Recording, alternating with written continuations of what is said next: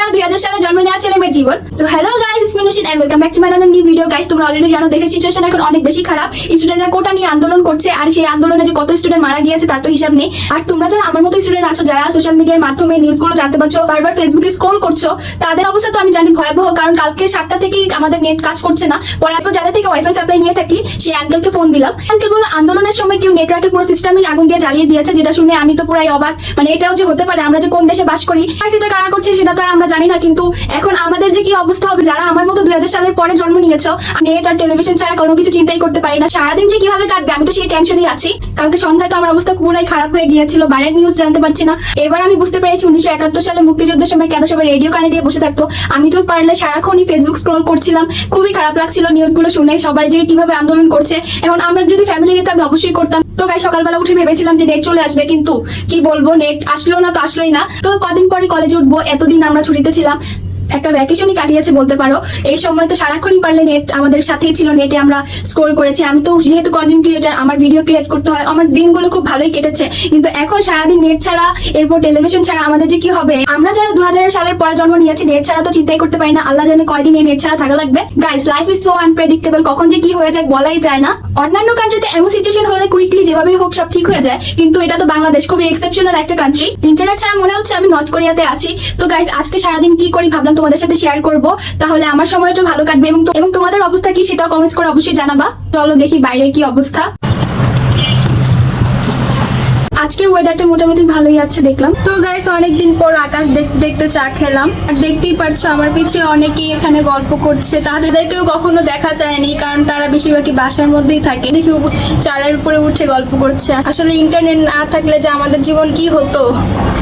জোহরের আজান দিল, নামাজ পড়লাম।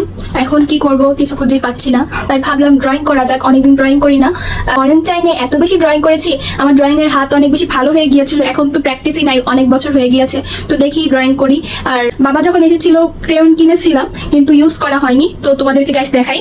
তো এই যে আমার ক্রেয়ন, অনেক শখ করে কিনেছি কিন্তু আর ড্রয়িং করা হয়নি। তো এই যে ক্রেয়নটা বের করে নিলাম, এটা হচ্ছে আমার পড়ার টেবিল। তো অনেকদিন পর খুলি, দেখি কি অবস্থা। তো কোয়ারেন্টাইনে অনেক বেশি আর্ট করেছি, প্রায় প্রো হয়ে যাচ্ছিলাম, কিন্তু পরে ছেড়ে দিয়েছি কোয়ারেন্টাইন শেষ হওয়ার পরে। হ্যান্ডে ভাবলাম একটা গ্রামীণ দৃশ্য আর্ট করি। আর্ট করলে অনেকটা সময় ভালো কাটে। আমার অনেক বেশি ইচ্ছা ছিল ভালোভাবে আর্ট শেখার, কিন্তু সেইভাবে টাইম হয়ে ওঠেনি। এই টিউটোরিয়াল দেখে যতটুকু শিখেছি, এখন তো যে কোনো আর্ট দেখে শিখবো সেই উপায়ও নেই। নিজের মতো করেই কিছু আঁকছি। না হলে অনেকেই আছে, তোমরা তো চিনো, ফারজানা ড্রয়িং, সে বাংলাদেশি, অনেক বেশি সুন্দর আর্ট করে। তার ড্রয়িং দেখে আমি অনেক সুন্দর সুন্দর আর্ট করা শিখেছিলাম। এখন তো অনেকদিন ধরে প্র্যাকটিস নেই, আল্লাহ জানে কি হবে। তো এটা দিয়েছে যার রংটা না ভাঙে। তো এটার মধ্যে দেখি কি নেওয়া যায়। তো এই কালারটা নিয়েই, না এটা না। তো এখন আমরা এই কালারটা নেই রং করার জন্য। গাইস, একটা জিনিস চিন্তা করলাম, কোয়ারেন্টাইনের সময় যদি আমাদের ইন্টারনেট অফ থাকতো, আমরা তো প্রায় মনে হয় পাগলই হয়ে যেতাম। কিভাবে যে সময় কাটতো আল্লাহ ভালো জানে। তো গাইস, আমার ড্রয়িং করা কমপ্লিট। তো এটার ফাইনাল লুক কি তোমরা দেখতে চাও? 1 2 3। তো অনেকদিন পর আর্ট করেছি, এমন হয়েছে অবশ্যই সবাই কমেন্টস করে জানাবা। আর এটাকে টেনে কত রেট করবা সেটাও জানাতে ভুলবে না। মোটামুটি ভালোই আসছে, তাই না? এতদিন ড্রয়িং করি না, যেহেতু প্র্যাকটিস নাই, ভালোই টাইম কিন্তু কেটে গেল। এটা ড্রয়িং করতে করতে ভাবলাম তোমাদের সাথে আমার ড্রয়িং গুলো শেয়ার করা যাক। তো ফার্স্ট টাইম কয়েকটা ড্রয়িং তোমাদেরকে দেখাই। তো এটা হচ্ছে সানসেট, এটা একটা মেয়ে, এটা কালারফুল ড্রয়িং করতে আমার খুবই ভালো লাগে। দেন যখন শেয়ারিশ হয়ও নাই তখনকার ড্রয়িং এটা। আমার ইমপ্রুভমেন্ট ঘটে একটু আস্তে আস্তেই, ভালোই ব্লেন্ড করা শুরু করি।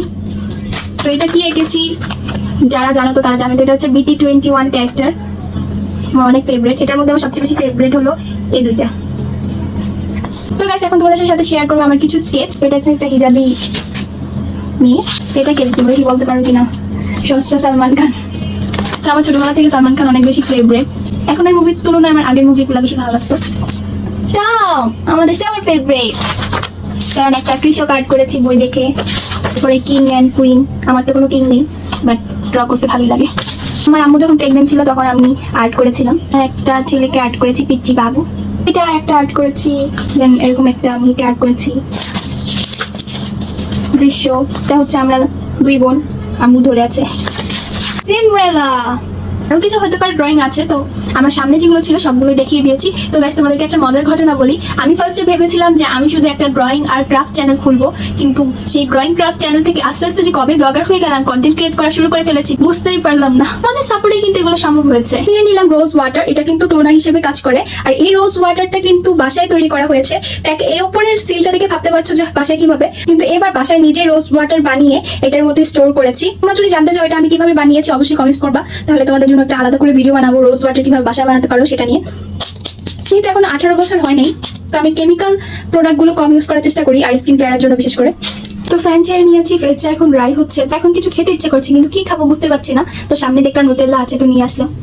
আমার মতো কে কে নুটেল্লা পছন্দ করো অবশ্যই জানাবা। আমার তো খুবই ফেভারিট, বাবা যখনই আনে অনেক মজা করে খাই।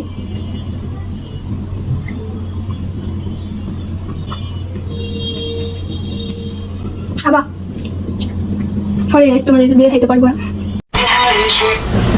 কি করতেছো? রেডিও শুনতেছি। আমাদের মা বাবা মনে হয় এই যুগ পার করেনি, এখন আমাদের রেডিও শোনা লাগতেছে। মানে কি বলবো গাইস, কিন্তু তাও তো এখন টাইমটা কিভাবে কাটাবো? রেডিও শুনে হলে তো কিছুক্ষণ টাইম যাবে। যে স্কুল কলেজ যেহেতু বন্ধ, তাহলে খোঁজ খবর নিব কিভাবে? তো ভাবলাম রেডিওতেই দেখি দেশের কি অবস্থা। তো এখানে কিছুক্ষণ আগে খবর বলেছে এবং বলছে যে ইন্টারনেট যত দ্রুত সম্ভব তারা ঠিক করার চেষ্টা করতেছে, যেহেতু সরকারি কাজগুলোও বন্ধ হয়ে আছে। আর রেডিওটা চলতেছে, তারা বললো জিপিএস এর মাধ্যমে তারা আর কি আমাদেরকে রেডিও সংবাদ দিচ্ছে।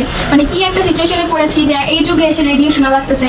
নেট ছাড়া বলে কিছু চলে না, বিজনেস হোক আর যে কোনো সরকারি কাজ বেসরকারি কাজ সবকিছু নেটের মাধ্যমেই হয়। আর এগুলো সব এখন দেখা গেছে বন্ধ হয়ে গিয়েছে, যেহেতু নেটওয়ার্ক কাজ করতেছে না। আর তাই এখন কি করার আছে রেডিও শোনা ছাড়া। তো দেখো গাইস, একটু পরপর চেঞ্জ করা লাগতেছে, এগুলো দেখে তো আর অভ্যাস নেই, আর কোনো কিছু বলছেও না, খালি ঝিরঝির সবগুলা। এখন টাইমও কাটতেছে না, কি বলবো। আর রেডিও শুনে তো আর বড় হয় নাই, তাই না? ছোটবেলায় দেখতাম আমরা টুকটাক রেডিও শুনতো, ভূত এফএম গুলা, তারপরে লাভ স্টোরি গুলা, তারপরে জীবন গল্প, এগুলো টুকটাক শোনা হতো। কিন্তু এরকম ভাবে আমরা এত রেডিও দেখিই নাই বলতে গেলে।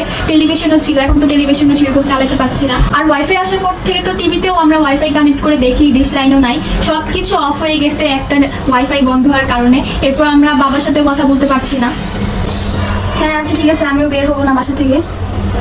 আচ্ছা, তোমাদেরকে পরে জানাচ্ছি। তো গাইস, আগে যারা মাঝে মধ্যে ফোন দিত বা কম কম খোঁজ খবর নিত, তাদের চিন্তা বেড়ে গিয়েছে আমাদের নিয়ে। ফোন দিচ্ছে বারবার। তো মাত্র নানার সাথে কথা বললাম, বললো যে বাসা থেকে না বের হতে। একটু আগে চাচুও ফোন দিয়েছিল এবং বাবা অনেকবার ফোন দিয়েছে, 3 থেকে 4 বার। যতবারই আমি ফোন ধরি ততবারই সে আমাদের কথা শুনতে পারে না, আমিও পারছি না। তারপর অনেক জোরে বললাম যে বাবা মানে আমরা ঠিক আছি। তারপরে বাবা ফোনটা কেটেছে, হয়তো পারে শুনছে বা শুনে না, কি করবো, নেটওয়ার্কই কানেক্ট করতেছে না, কথা বলবো কিভাবে? আমি যেহেতু কন্টেন্ট ক্রিয়েট করি রেগুলার, আমাকে ড্রেস আপ করতে হয়, তারপরে মেকআপ করতে হয়, সেগুলো টাইমের জন্য ঠিক মতো গোছাতে পারিনি। এখন দেখা গেছে টাইম, প্রচুর টাইম, সময় কিভাবে কাটবে সেটাই চিন্তা করতেছি। ভ্যানিটিটা গোছাই। দেখো গাইস কি মেস আপ হয়ে আছে, পুরো অবস্থা খারাপ, তো বের করে নেই। তো এটার মধ্যে একটা সুবিধা হচ্ছে, এখানে বক্স করা আছে দেখে আমি আলাদাভাবে রাখতে পারি মেকআপগুলো। কিন্তু যখন আর কি মেকআপ করে ফেলি, এরপরে আর এগুলো গোছানোর টাইমই পাই না। আবার কন্টেন্ট ক্রিয়েট করে সেগুলো এডিট করেও আপলোড করতে হয় খুব দ্রুত। তো এখন ভাবছি গুছিয়ে ফেলি। তো এখানে আমি আমার ফাউন্ডেশনগুলো, কনসিলারগুলো আলাদা করে রেখে দিচ্ছি।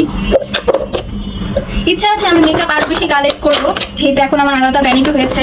তো অনেক শখ করি এই ভ্যানিটিটা কিনা। তো তোমাদের সাথে অবশ্যই আমি ফার্নিচারের কিনার সবকিছু ব্লগ শেয়ার করবো, কত টাকা নিয়েছি, কোথা থেকে নিলাম, এবং এগুলো আসলেই ভালো কিনা এবং আমার ইউজ করে কেমন লাগছে। খুব শীঘ্রই একটা ব্লগ পাবা তোমরা। তো আপাতত এখন এগুলো আমি গুছিয়ে নিচ্ছি। মেয়ে মানুষের আসলে এত পরিমাণে মেকআপ থাকে, আমার তোমরা ছেলেরা আসলে এটা বুঝবে না, মনে করো আটা ময়দা সুজি, আসলে তা না। এগুলো এক এক লিপস্টিকের যে প্রাইস, এক একটা মেকআপের যে দাম, কি বলবো। আর আমি বাবাকে বলি যে এগুলো কিনে দাও, বলে এগুলোর এত দাম, মানে কিভাবে সম্ভব? সবাই তো মনে করো আটা ময়দা সুজি, বেশিরভাগ ছেলেরা। তো আমি এখন ভ্যানিটিটা গুছিয়ে নিই, তো তোমাদের সাথে দেখা হবে একটু পরে। আমি আমার শাড়িগুলো গুছিয়ে নিচ্ছি।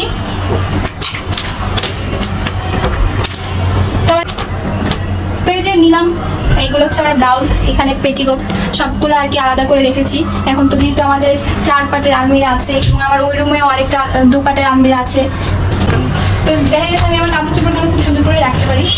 এই পর্যন্ত ছিল আমার আজকের ব্লগ। কেমন লেগেছে অবশ্যই কমেন্টস করে জানাবে। ভিডিওতে একটা লাইক দিবা, শেয়ার করতে ভুলবো না। 2000 সালের পরে যারা হয়েছে তাদের দিনগুলো কেমন কাটবে ইন্টারনেট ছাড়া, তা তোমাদের সাথে তুলে ধরার ট্রাই করেছি। তো তোমাদের ইন্টারনেট ছাড়া দিনগুলো কেমন কেটেছে সেটা নিচে কমেন্টস করবা, তাহলে বুঝতে পারবো তোমাদেরকে আমার মতো সময় গিয়েছে কিনা। তো আমি চেষ্টা করেছি যেভাবেই সম্ভব আর কি আমার টাইমগুলো পাস করার। তো তোমরা ছেলেরা হতে পারে অনেকেই বাইরে যেতে পারছো, কিন্তু আমার তো ফ্যামিলি থেকে প্রায় মানাই করে দিয়েছে। অনেকে তো কল করে বলছিল যে বের হো না, এখন যেহেতু যে সিচুয়েশন, আমি মানুষ তো সেভাবে আমরা বের হতেও পারি না। আর এখন তো পুরাই মনে হচ্ছে লকডাউনে আসি, কোয়ারেন্টাইন কাটাচ্ছি। লকডাউনে তো তাও ভালো ছিল, ইন্টারনেট ছিল, তার থেকে অবস্থা খারাপ। এখন তো ইন্টারনেটও নাই, কি কপাল আমাদের। তো এই পর্যন্ত ছিল। আসসালামু আলাইকুম, আল্লাহ হাফেজ। এরকম ডেইলি ব্লগ দেখতে চাইলে আমাকে অবশ্যই জানাবা, তাহলে আমি চেষ্টা করবো এরকম ডেইলি ব্লগ তোমাদের সাথে শেয়ার করার।